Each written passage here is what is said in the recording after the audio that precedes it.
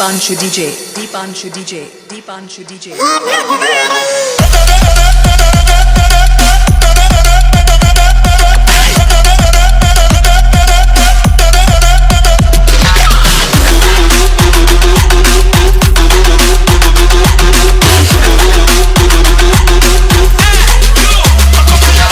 Deepanshu DJ, Deepanshu DJ, Deepanshu DJ, Deepanshu DJ,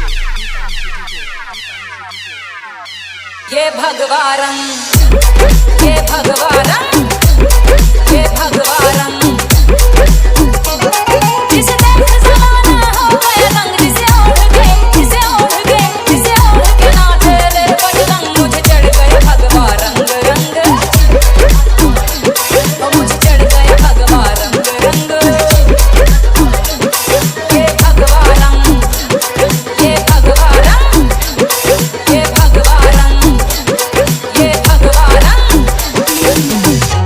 ये भगवा रंग है ऋषि मुनियों और संतों का, ये भगवा रंग है ऋषि मुनियों और संतों का, हिंद के वीर बलियों का और महंतों का। मुझे चढ़ गया भगवा रंग रंग, ओ मुझे चढ़ गया भगवा रंग रंग। जय श्री राम।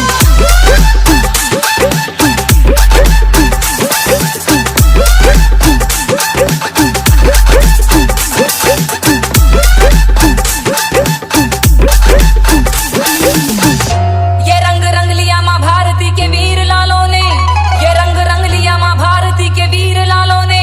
नहीं खुल सकता है ता जिंदगी नदियां ना तालों में। मुझे चढ़ गया भगवा रंग रंग, ओ मुझे चढ़ गया भगवा रंग रंग। जय श्री राम।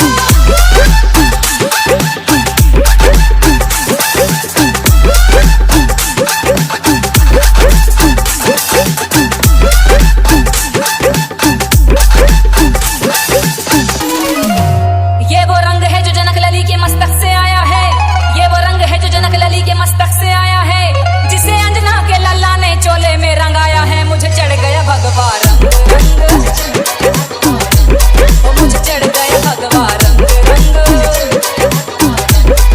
जय श्री राम।